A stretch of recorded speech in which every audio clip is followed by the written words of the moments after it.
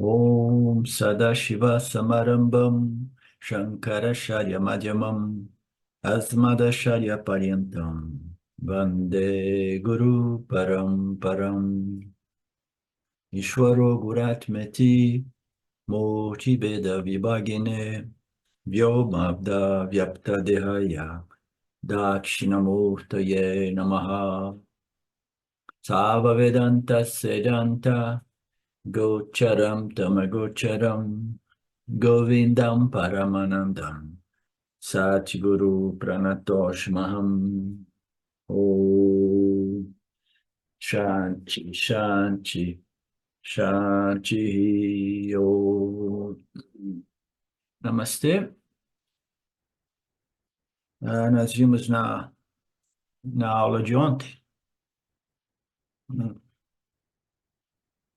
a passagem, aquelas passagens ali do verso, os desdobramentos do verso, esqueci até qual o verso 23, é.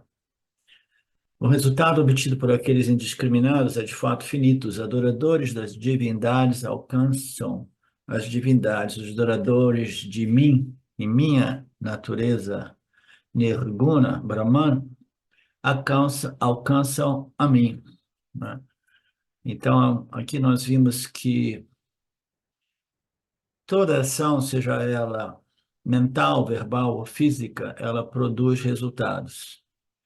E todo pensamento, palavra e ação por definição, né, é limitado, né? E qualquer desses pensamentos, palavras e ações limitados, eles jamais irão produzir o ilimitado, né? Então, as pessoas que ficam presas no nível das ações e seus resultados são pessoas que ainda carecem de um certo nível de discriminação. E por isso, aquele sentimento intrínseco à natureza, à experiência humana de insuficiência, de limitação, de insegurança, né? Ela permanece, né? Ela permanece. Esses são aqueles devotos das divindades e até mesmo os devotos de Saguna e Ishwara, né? Eles obtêm resultados finitos que nós analisamos muito detalhadamente, né? E esses resultados, eles servem sim, mas servem para produzir um punya, uma situação, uma experiência, né? Uma experiência de resolução ou de pacificação temporária, né? E não somente temporária, mas no caso dos devotos que utilizam o Ishvara como um meio para obter os fins mundanos, são resoluções ou pacificações ou satisfações ou felicidades de natureza muito defeituosa, né, como nós vimos ontem, né? Então, esses adoradores alcançam somente resultados finitos devido a uma certa carência de discriminação, né? Então, nós vimos tudo isso e a conclusão final é que nenhuma ação finita ou nenhuma número, milhões de ações finitas irão produzir um resultado infinito. Por quê? Porque ações jamais irão produzir o resultado daquilo que só pode ser reconhecido e reivindicado como minha natureza infinita, né? Não há nada que possamos fazer que não seja compreender, né, a nossa natureza intrínseca, que é por definição, que é por natureza infinita e ilimitada.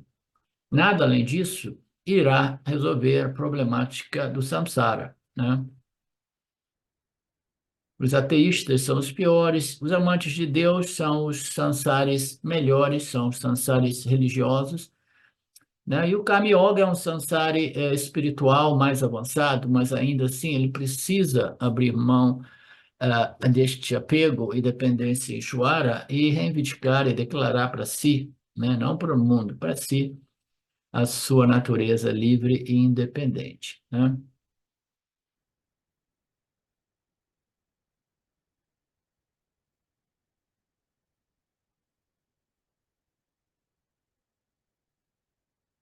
Então, qualquer que seja o resultado, mesmo que os resultados sejam punhas espirituais, locas, né, entre nascimentos, locas celestiais, né, ainda assim tudo isso se esgota e os adoradores irão para essas locas, né, curtir, desfrutar de punha, juntamente com as suas deidades, né, mas tudo isso se esgota, né? Tudo isso é finito, né? O tempo finito limita tudo, né?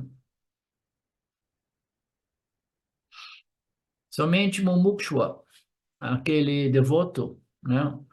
Niskama, devoto, interessado somente, né? No autoconhecimento e a libertação, ele poderá alcançar um resultado infinito, mas não será através de ações. Será através de quê? Através de Shravana, Manana e Nididhyasana, até que a compreensão seja clara, firme e devidamente internalizada, né?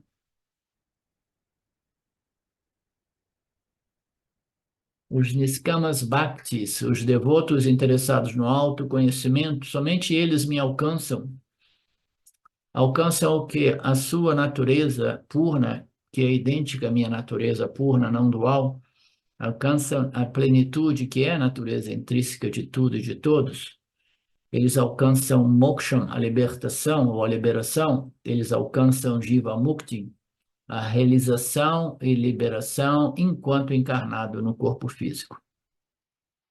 Verso 24: não conhecendo minha natureza superior, que é imutável, é insuperável, os indivíduos carentes de mais discriminação, digamos assim, me consideram o não manifesto que assumiu a manifestação. Não conhecendo a natureza superior de Brahman, que é aquilo que não faz nada, que permanece imutável e sem se modificar, e sem fazer nada, né? É insuperável. Esses indivíduos consideram o quê? Consideram as deidades, né? E os representantes de Ishvara. Me consideram o quê? Saguna, Brahman, e me consideram também os meus representantes, os representantes de Ishvara, que é o meu representante número um, né? Então, isso devido a que há uma certa carência ainda de preparação, de qualificação, né?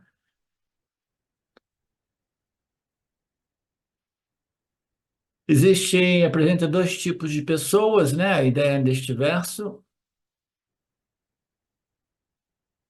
é, eles entendem Deus, eles não entendem Deus de modo adequado,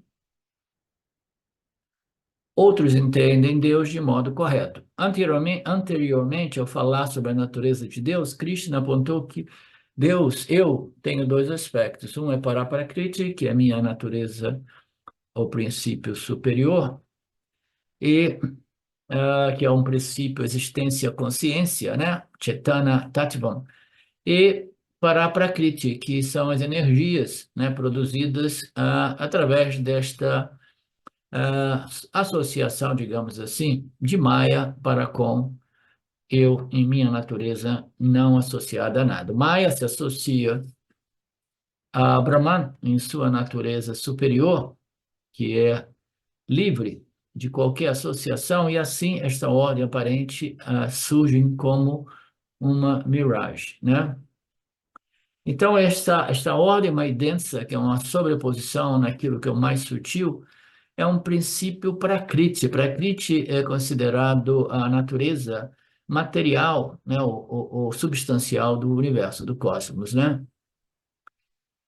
Tem esse princípio, né, o aspecto material e o aspecto consciente, né, o aspecto sat e o aspecto chit. O aspecto jada tattva é o aspecto sat, é aquilo que existe, e dentro daquilo que é, dentro daquilo que existe, existe o aspecto chit de Brahman. Chit é a consciência com a capacidade, através do poder de Maya, de projetar, sustentar e reciclar esta ordem aparente, né? Então, este aspecto Chit é o que produz a inteligência suprema do Lord Ishvara, né?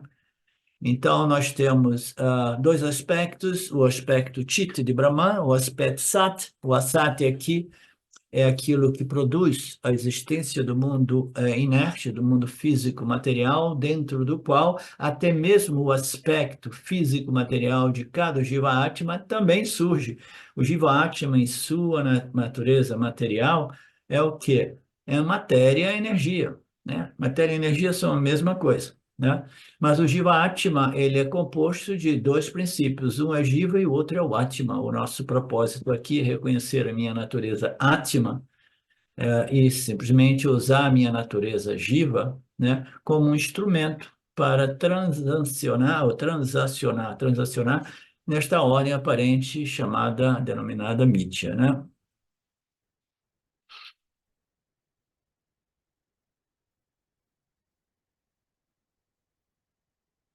O aspecto consciência é chamado a minha natureza superior porque ela pervade o meu aspecto físico-material. Todo o universo é pervadido, permeado, sustentado por este princípio consciência todo pervasivo, né? Que sustenta, que mantém tudo isso, né? Isso é Deus em sua natureza mais profunda. Em sua natureza mais superficial, nós podemos ver este princípio aparecendo como puro Sattvaguna, que é Ishwara, né? Ishwara é a inteligência que projeta e sustenta. Este já é um Ishwara, Saguna, o Ishwara, né? Que é através desta associação de que da natureza nirguna de Brahman com Maya. Maya produz as suas gunas, as suas energias, e a associação da consciência universal nirguna, né, superior, com o guna denominado sattva, produz este ser vivo autoconsciente, referido como Deus ou Criador desta ordem aparente, né? Existe uma infinidade de teorias a respeito desta criação. Recentemente eu encontrei uma pessoa que tem muito conhecimento, né, da religião cristã, judaica e as derivações. Ele, quando fala, eu gosto de ouvir, porque ele tem muito conhecimento, né? E aquela exposição é muito bacana, mas sempre pressupõe que este universo seja real e que o Criador real tenha criado este universo real, no qual os jivas, né, são reais.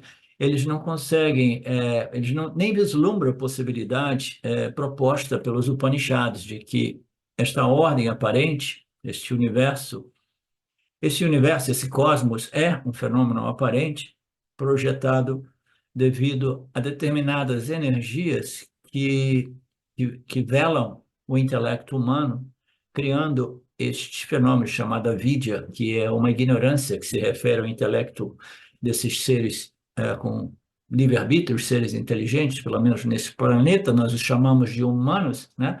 Então, essa ignorância, né, faz de modo que esta ordem seja projetada e mantida, né?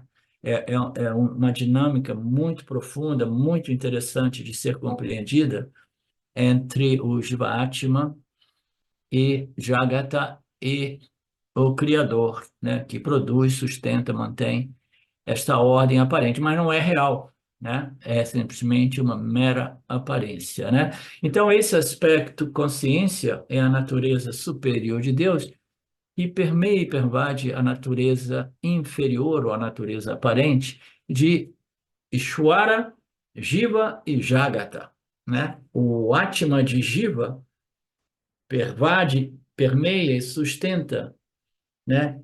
Ishwara como pura inteligência, Jagata como o mundo físico material no qual os jivas, né, que são as criaturas dentro do âmbito da criação, tudo isso é abençoado, sustentado por Nirguna Brahman, a natureza essencial desses três pilares do cosmos, né?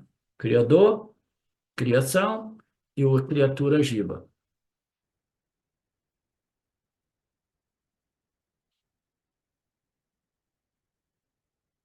Portanto, as pessoas menos discriminativas, elas veem a natureza inferior de Deus como o Criador Deus, né? Saguna Deus, Saguna Ishvara, e confundem também Nirguna Brahman com os representantes de Saguna Ishvara, que são as deidades que possuem até mesmo muitos outros atributos referentes ao corpo físico, o período no qual aquela entidade apareceu ou nasceu, né?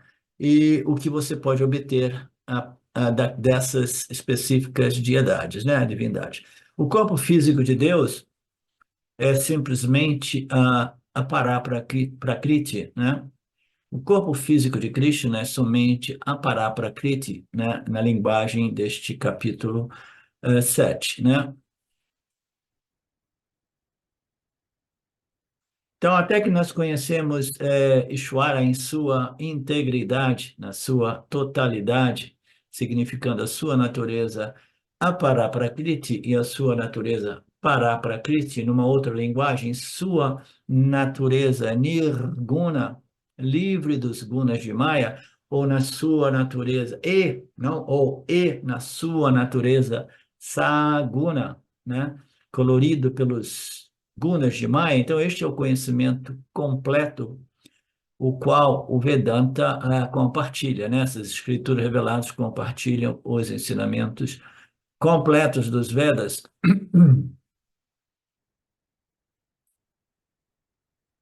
Quando eu vejo Deus como uma personalidade, como, né, caracterizada por aquilo que eu posso obter dele, né? Eu estou, né, eu estou lidando com Deus que chega e que vai embora, né? Um avatar chega e vai embora. E, portanto, só pode ser o aspecto inferior de Nirguna Brahman, óbvio, né?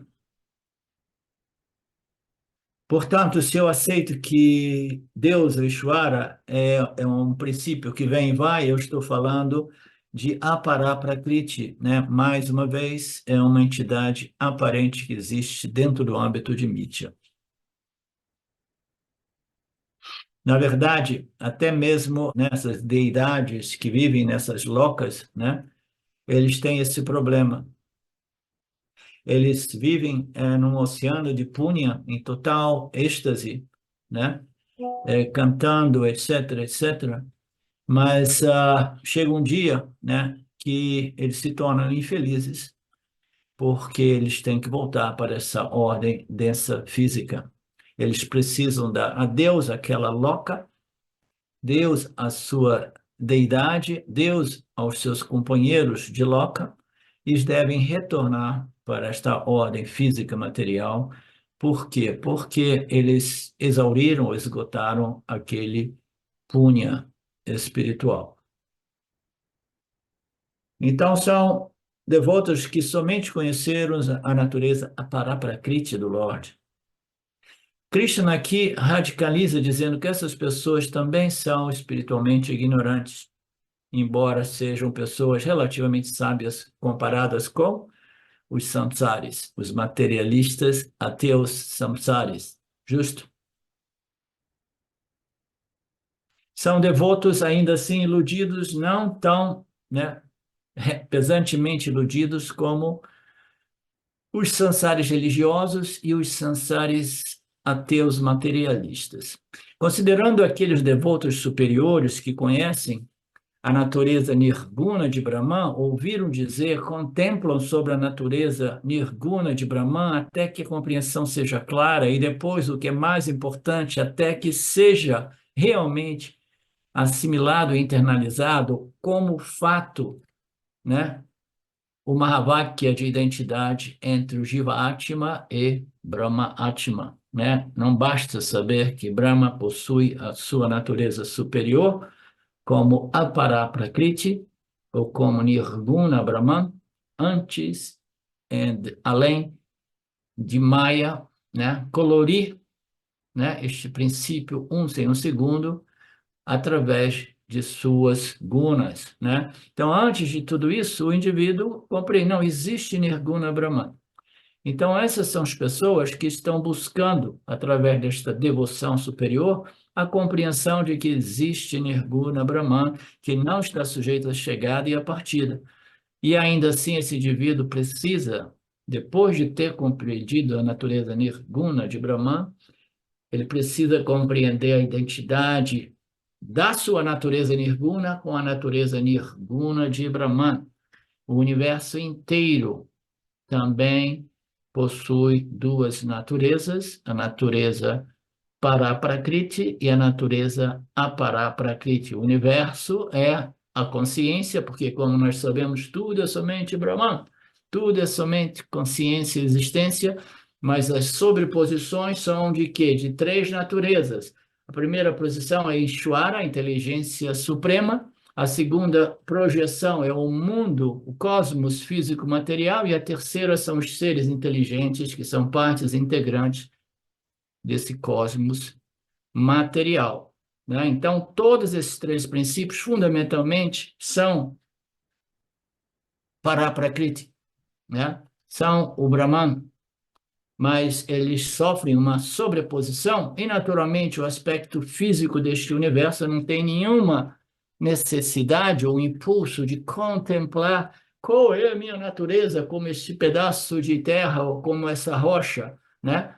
Até mesmo o reino animal, as plantas não têm esse impulso, porque elas não possuem um intelecto desenvolvido o suficiente para contemplar, né, a sua real natureza. Somente os seres sencientes vivos, né, dotados de livre-arbítrio, né, com a capacidade intelectual de determinar, compreender, discernir, eles chegam a este nível de contemplação a respeito da sua própria natureza Paraprakriti. Os ensinamentos são sempre os mesmos, né? Ishvara tem duas naturezas, né? Nirguna e Saguna. O Jiva também tem duas naturezas, a sua natureza Nirguna, né? Como Nirguna Brahman, como consciência pura, e a sua natureza Saguna, que é o complexo corpo-mente colorido pelas energias, os gunas de Maya, né? Que fazem de mim uma entidade, né? Que transaciona, experiencia e conhece. Cada jiva humano é uma configuração de energias que produzem, né, uma entidade única. Não existem dois flocos de neves idênticos, não existem duas Marinéias idênticas nesse universo, nem Marias, nem um ser, independentemente do gênero, não existe nada que se repete neste universo aparente.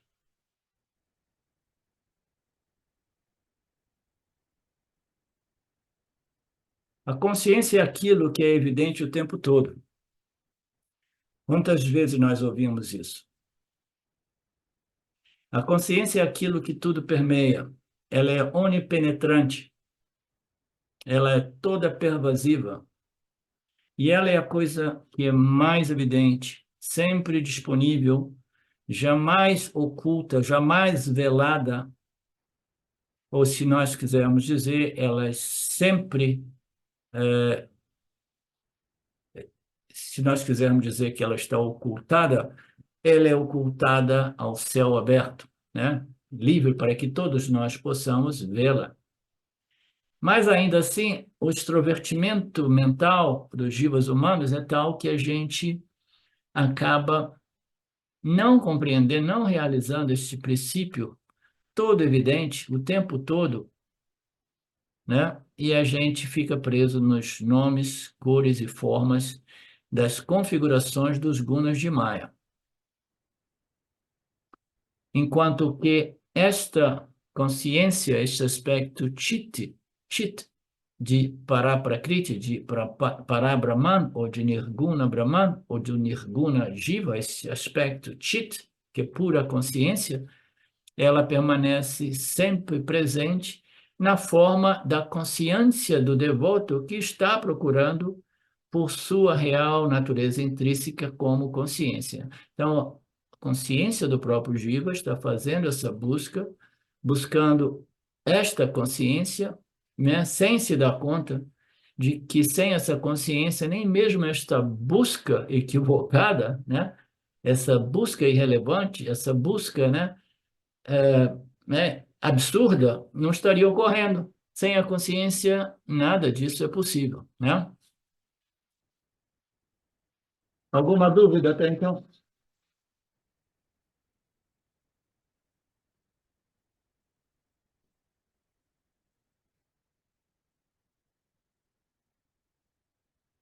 Então, aqui tem uma passagem legal. Nós ouvimos dizer que o Maia, as gunas de Maia, eles velam ou cobrem, né? O véu da ignorância, a inteligência humana, o intelecto humano, a consciência humana, de tal modo que ele vê o mundo, mas não vê essa consciência. Eu escrevi um satsang hoje em relação a um comentário na página do Facebook a respeito disso, né? Porque é muito fácil dizer, fique consciente da sua consciência, esteja consciente da sua consciência, né? Mas quase que invariavelmente as pessoas não compreendem e não se beneficiam realmente desses apontamentos diretos, esses fragmentos, né, de apontamentos diretos, né? Porque, naturalmente, essa consciência ela está sempre presente e esta tendência das gunas de Maya, elas embotam essa consciência humana e, ao mesmo tempo, a não compreensão, a não visão, a não percepção, o não reconhecimento da consciência que brilha na própria mente, no próprio intelecto, ela simplesmente percebe o quê? O reflexo desta consciência, ela vai perceber o que é aquilo que o reflexo dessa consciência ilumina no campo dármico, né? Então, ela perde a consciência, do mesmo modo que a gente fala, o que está aqui está à mão, né? Mas o que está aqui na mão, existe um outro princípio além da mão, né? Existe um outro princípio? Sim, existe, mas isso aí a gente quase que invariavelmente nem percebe. Esse princípio é a luz da consciência, ela ilumina o intelecto humano refletindo, brilhando no mesmo e, por sua vez, iluminando o meio ambiente de cada um de nós, né? A gente vê o meio ambiente colorido por uma infinidade de objetos com atributos e qualidades distintas e a gente não percebe a consciência, né? Essa consciência, ela é a consciência original que está brilhando no intelecto, e eu penso que a consciência e a mente sejam a mesma coisa. Quando eu me dou conta que existe uma consciência, né? Então, a consciência, na realidade, ela nunca está realmente velada, ou coberta, ou escondida, em nenhum momento. Na verdade, a gente só fala sobre isso, a ignorância, a minha consciência, a consciência do outro, a minha está sendo, está diminuindo, está expandindo, né? A gente fala da consciência, né, por causa da consciência que brilha no intelecto humano. Imagine a consciência brilhando no intelecto humano, mas o intelecto humano, sob o efeito dessa ignorância, né, imposta por Maia, desenvolve noções auto-insultantes e autolimitantes a respeito de si. Aí elas começam a dizer, eu queria tanto ter uma língua porque eu quero falar, né? E a pessoa está falando, eu queria ter uma língua porque eu quero falar, né? Ah, não, eu queria ter os olhos porque eu queria ver o céu e essas estrelas maravilhosas como eu estou vendo agora. Então, as pessoas, né, nós em geral, devido a esta ignorância imposta por Maia, esse extrovertimento devido ao fato dos canais sensoriais estarem voltados para fora, a gente perde aquilo que é a coisa mais óbvia, né? Mais autoluminosa, mais auto-evidente, né? Eu sou capaz de falar de todas as coberturas, de todos os véus, né? Todas as minhas incapacidades de conhecer a consciência, e eu só falo isso, né? Por causa desta consciência. É a consciência que abençoa o meu intelecto de tal modo que eu fico dizendo, aonde está essa consciência? Por que eu não consigo, né, haver essa consciência, compreendê-la?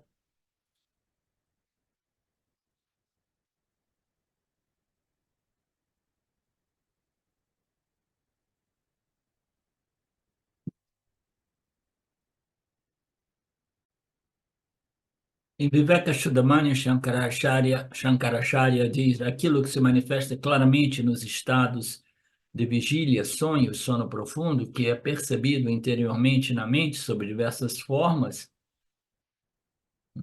como uma série ininterrupta de impressões egóicas ou egoístas, que testemunha, esse princípio que testemunha o egoísmo, que testemunha o intelecto, que são de diversas formas e modificações, este princípio que se faz sentir como absoluto, existência, conhecimento, bem-aventurança, conheça este princípio, é o Atma, é a sua própria natureza, o seu próprio ser que vive dentro do seu coração, dentro do seu ser, né?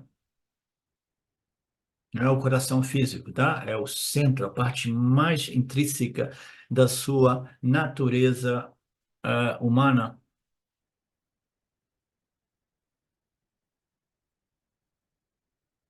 Bacana, né?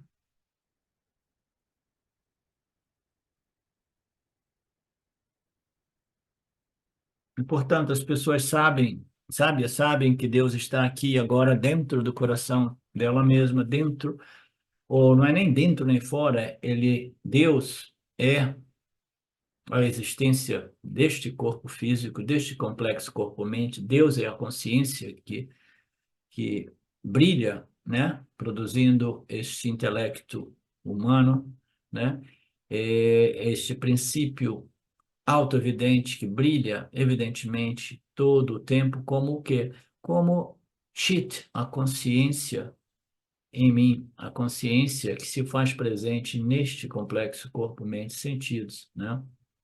As pessoas sabem que este princípio chamado Brahman, né, é sempre presente na forma da minha consciência, do meu intelecto, que fundamentalmente é consciência universal, não dual, pura, infinita e ilimitada.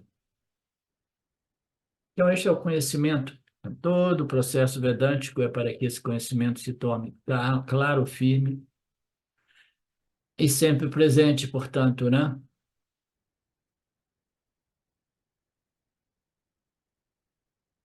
Será que é possível realmente haver esse conhecimento? E será que esse conhecimento, uma vez firme, claro, bem digerido, internalizado, será que ele realmente transforma a, a vida do indivíduo e a sua percepção de si e do mundo?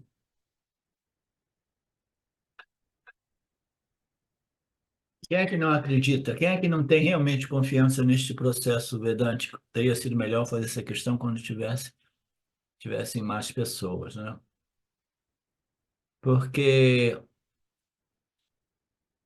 muitas pessoas têm dificuldade, muitas pessoas apreciam e acreditam na lógica, né? A lógica apresentada pelos Upanishads, mas não todas as pessoas do Vedanta Brasil acreditam que este conhecimento seja algo bem além do seu aspecto meramente acadêmico, intelectual, né? Elas pensam, ok, tudo bem, é uma filosofia maravilhosa, mas essa história, né, de imortalidade que transforma e que libera o indivíduo da sua natureza inferior humana, cheia de desejo, essa história, né, de a iluminação, o cara se liberou, não todos acreditam, né? Eles gostariam de acreditar, porque esse Shraddha é importantíssimo neste processo. Senão, quase que invariavelmente, as pessoas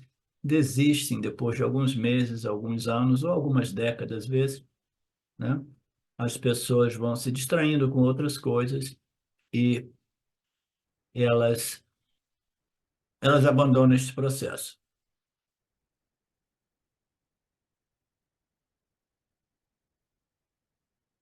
Aqui tem um outro verso interessante que diz no Kena Upanishad, Brahman é conhecido quando é realizado em cada estado de consciência, pois por esse saber obtém-se a imortalidade.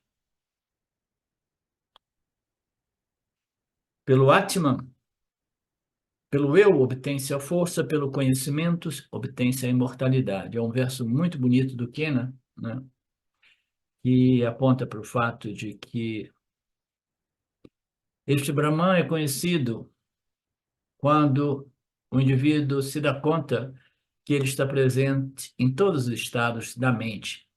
Aqui o estado de consciência se refere ao estado da mente, nesse verso, naturalmente, né? Porque a consciência não é sujeita a estado algum. A consciência é livre de estados, de modificações, né?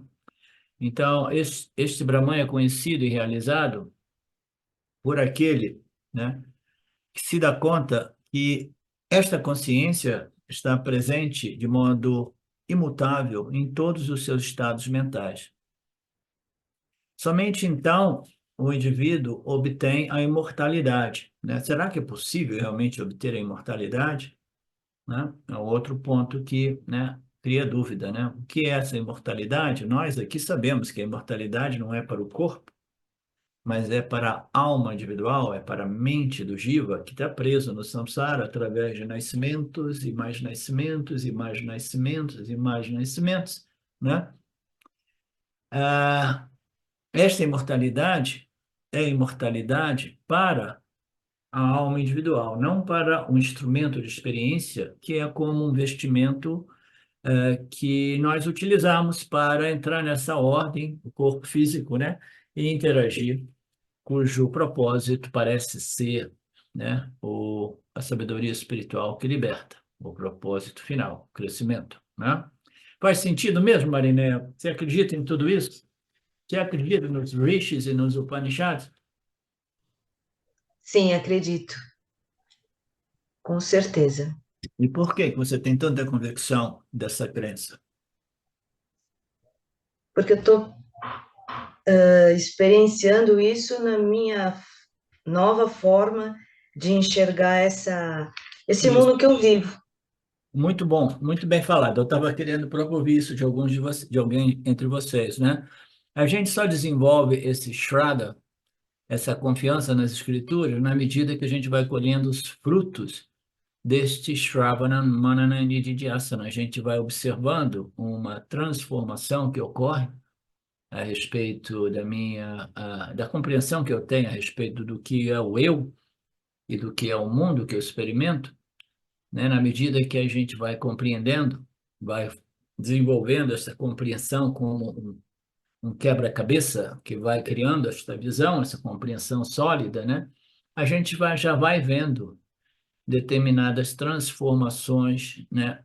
No aspecto, nos aspectos da nossa natureza aparente inferior, como a Paraprakriti, né? O complexo corpo-mente, ele vai se beneficiando, vai colhendo os frutos do Yana, os frutos dessa compreensão, e aí, o que que ocorre? A nossa Shraddha, a nossa confiança nas escrituras e no Guru vai, crescendo, crescendo, crescendo. Se a gente não colhe, aí não cresce muito, né? Aí a gente fica ali mais ou menos um período no muro, às vezes a gente desiste, a gente às vezes sai do muro e pula para o lado do Shraddha, da confiança nas escrituras e no Guru. Não é assim, Marcelo?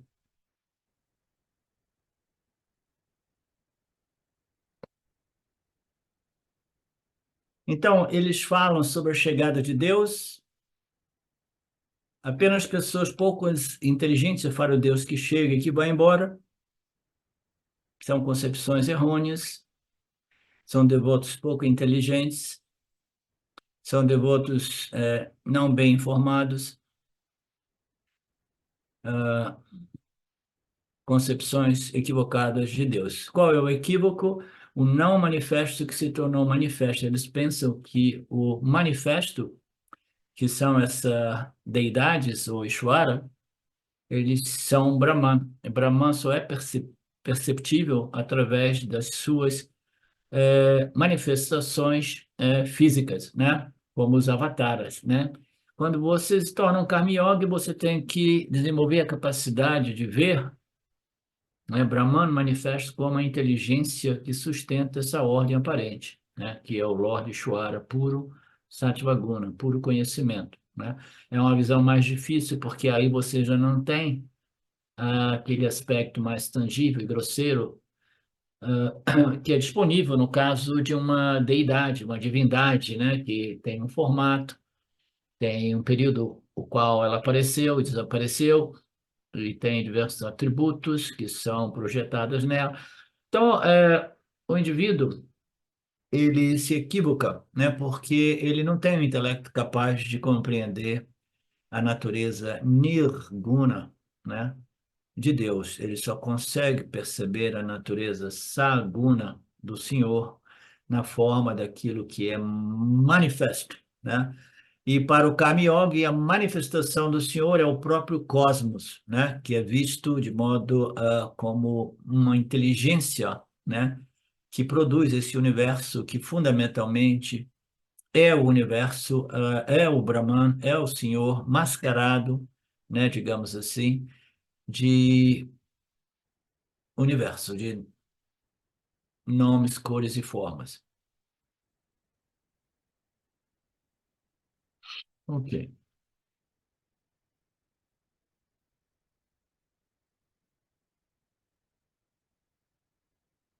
O Senhor apareceu agora e novamente ele se torna manifesto. O Senhor apareceu de fato no Purana, tem um Purana que ele não diz o nome, né?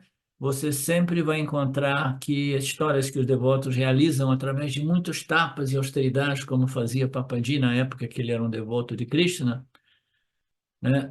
O Senhor aparece, né? O Lord aparece, né? Krishna aparecia para o Papaji sempre que ele fazia muitos tapas, né? E aí o devoto ficam muito felizes, né?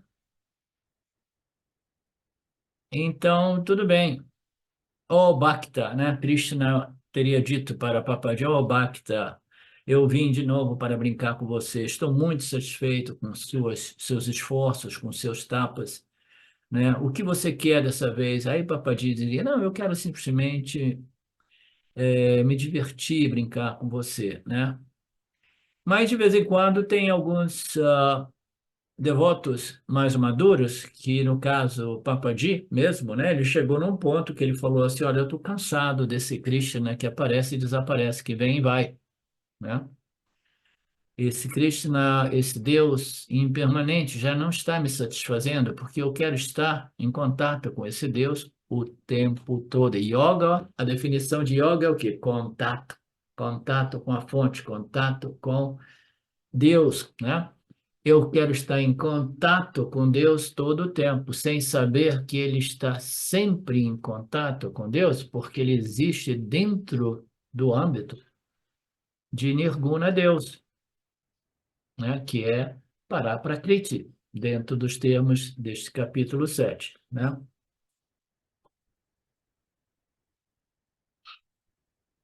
De vez em quando aparecem alguns maduros que ficam cansados dos deuses que vêm e vão, e aí ele fala, eu quero um Deus permanente, eu quero um Deus permanente. Aí ele vai para Tiruvannamalai e encontra o Ramana, né? Aí quando ele encontra o Ramana diz, o que que você quer? Eu quero um Deus que esteja sempre presente, porque eu ouvi dizer que o impermanente sempre nasce, envelhece e morre, e aquilo que é eterno jamais nasce, envelhece e morre. Eu quero o eterno, eu quero aquilo que é sempre presente e que jamais se modifica, né? Então ele pede, eu não quero morrer, eu quero a imortalidade e eu quero a sua bênção, eu quero reconhecer esta consciência imortal, este Nirguna Brahman, este Deus Nirguna, e depois de dar a bênção, né? O senhor vai embora, né? Ele deu a benção, pá, vai embora. E aí o que que ocorre, né? O devoto maduro diz assim: "Ah, ainda bem que eu descobri que eu estava simplesmente buscando a minha natureza intrínseca. Agora eu não preciso mais de invocar o retorno de Krishna. Eu não preciso mais invocar a simpatia e os favorecimentos da minha deidade, das minhas divindades. Agora eu sei que Deus existe no coração de tudo e de todos, né? Então, Deus vem e ele vai embora e o devoto maduro permanece muito tranquilo. Mas as pessoas menos discriminativas, elas querem o aparecimento e não querem o eles querem a associação constante dualisticamente falando, com Deus. Você não pode haver uma associação constante com Deus em dualidade, né? Porque a associação permanente e constante só é possível na compreensão da dimensão não dual, que é a real dimensão de Deus, né? Que é a real dimensão do Atma, do Jiva Atma. E por que existe esse equívoco? Porque as pessoas não conhecem a natureza nirguna de Brahman. E o que é a natureza nirguna de Brahman? Chaitanya Svarupam, é a natureza consciência que está em todo lugar o tempo todo, que é sempre evidente. De fato, você é capaz de ouvir cada palavra minha somente porque este princípio consciente está te abençoando, né? Se esse princípio consciente, existência, consciência, deixar esse corpo físico, aí a gente vai ter que lembrar aquele sambinha brasileiro muito característico, né, que dizia: tá lá um corpo estendido no chão. Ou só no Brasil para fazer umas músicas tão doidas assim, né? Então, esse princípio consciência é que nos abençoa com o milagre da vida, né?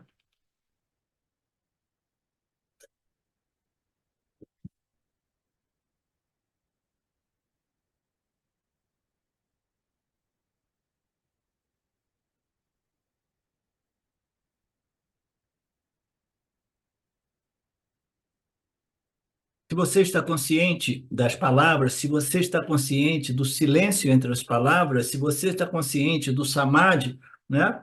Isso significa que você é o princípio consciente, o princípio consciência, capaz de testemunhar as palavras e a ausência das palavras, os objetos e a ausência de objetos. Você está sempre presente, nada escapa à consciência, nada escapa àquilo que nós somos, a nossa natureza superior. E qual é a glória desta natureza superior de cada um de nós, desta natureza superior de Brahman? Nunca está sujeita a mudanças. Ninguém gosta de mudança. As pessoas gostam de mudança no nível mais superficial, porque elas ficam entediadas e monótonas com a não mudança das coisas ao seu redor. Elas querem mudanças em termos de o que eu quero consumir, né? Eu quero isso, eu quero aquilo, eu quero. Não, agora cansei disso, cansei daquilo, vou trocar de homem, vou trocar de mulher, vou trocar de casa, vou trocar de trabalho, vou trocar de carro, né? Elas querem mudanças a esse nível de consumo, né? Mas, fundamentalmente, elas não gostam do fato de que o complexo corpo-mente é um fluxo em constante mudança. Ninguém se sente seguro quando o eu está estabelecido em algo que é um fluxo constantemente em mudança.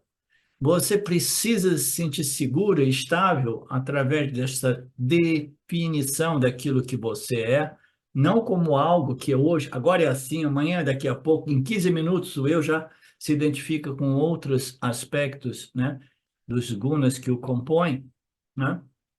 Então, a mudança é o grande problema. Você jamais está sujeito a esse aspecto, mudança constantemente, né? Dentro do complexo corpo-mente, porque você está identificado com o complexo corpo-mente. E ele está sujeito a muitas mudanças. Ele era pequeno, ficou um adolescente difícil, cresceu, envelheceu, experimentou dores e doenças e depois morreu. Essa é a natureza mutável de tudo aquilo que é criado, né? Mas o Chaitanya Svarupa é a natureza superior de todos nós, não é sujeita a modificação, é Nirvikara, ok? Então, ninguém quer a mudança em termos daquilo que é a nossa identidade sob o efeito da ignorância de Maya, que nos compele a identificação com o corpo, mente e sentidos. O verso 25, velado por minha Maya, o meu poder ilusório de Maya, eu não sou claramente visto ou evidente para todos. Sendo iludido, este mundo não conhece a mim. Sendo iludido pelo poder de Maia, as pessoas desse mundo não conhecem a mim. Saibam que eu sou o não nascido, o eterno, imperecível, né? Brahman, não modificável, Brahman, livre de ações e mudanças, Brahman, livre do tempo, Brahman. Esta é a minha natureza, que, a propósito, é importante que vocês conheçam a mim, porque se vocês conhecerem a minha real natureza superior, como Paraprakriti, vocês, num segundo passo, vão ter que compreender os meus últimos ensinamentos, que é a minha natureza nirguna é idêntica à sua natureza nirguna, porque ambos nós somos Paraprakriti, aparecendo como Aparaprakriti.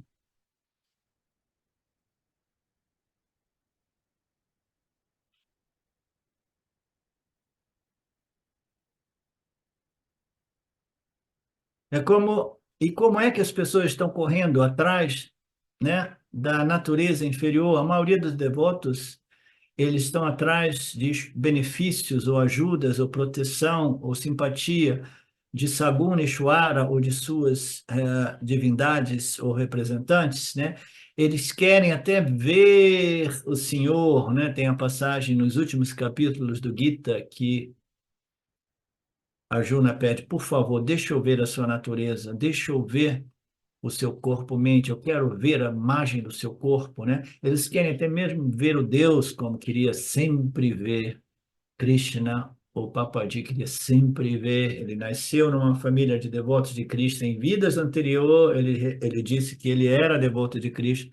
Ele já nasceu com essa Krishna Vasana e ele queria sempre ver com os olhos esse Krishna, né?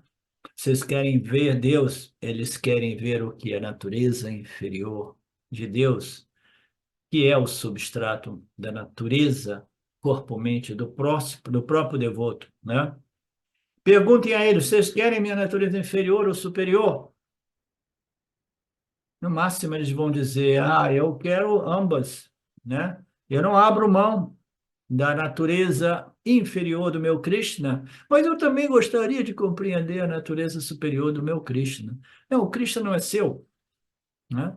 E uma vez que você compreenda a natureza superior do seu Krishna, você vai parar de pedir coisas, pedir relacionamentos, né? Ou simpatias, ou interações com a natureza inferior de Krishna, porque você compreenderá que a natureza inferior de Krishna vive em você, abençoando o seu complexo corpo, mente e sentidos. Tá? Por que as pessoas estão sempre interessadas na natureza inferior? Isso a gente vê daqui a pouco, em 10 minutos, no retorno da nossa pausa de 10 minutos. Om Purnamada Purnamidam Purnamudachyate Purnasya Purnamadaya Purnameva Vashishate Om Shanti Shanti Shanti Om Namastê. Olá, queria trazer aqui para vocês o quanto eu tenho me beneficiado dos ensinamentos do Vedanta. Esses ensinamentos do Vedanta, eles mudaram a minha vida, o meu estilo de vida, né? A partir de uma compreensão sobre Jagata, o mundo, sobre essa pura inteligência Ishwara, sobre o Jiva, né? A mente, o funcionamento, sobre a aplicação do Karma Yoga diariamente na vida, o quanto isso beneficia a purificação da mente, né? Para poder daí acessar aquilo que é mais valioso. Aliás, eu diria sem valor estimável, inestimável, né? Uma riqueza profunda, que é a compreensão sobre os ensinamentos de Satya. a consciência, a existência ilimitada que sou. Bom, eu sou uma aluna de Vedanta, desse grupo Vedanta Brasil, que iniciei a jornada, estou no começo da jornada, mas essa jornada seria impossível sem o apoio diário de um professor qualificado, o professor Arlindo Nagar, nosso professor, que dedica a sua vida, que dedica as batidas do seu coração exclusivamente para o ensino do Vedanta. Ele gosta de usar a frase, o coração que se doa recebe. Então ele é esse coração que doa. E aí a minha pergunta e o meu convite é: e você? Tem se beneficiado também dos ensinamentos, da compreensão, da clareza desses ensinamentos que são trazidos para nós? Sim? Se sim, o coração que doa recebe. Então o convite é: se você se beneficia, você pode também fazer uma doação. Essa doação, ela é necessária, apropriada, para a manutenção, né, desse ensinamento vivo diariamente para nós. E é um convite para que a gente possa nutrir esse grupo com o dar e o receber. E se você se beneficia, tenho certeza, qualquer valor mensal é suficiente. É o valor que o seu coração sentir, mas é um valor apropriado.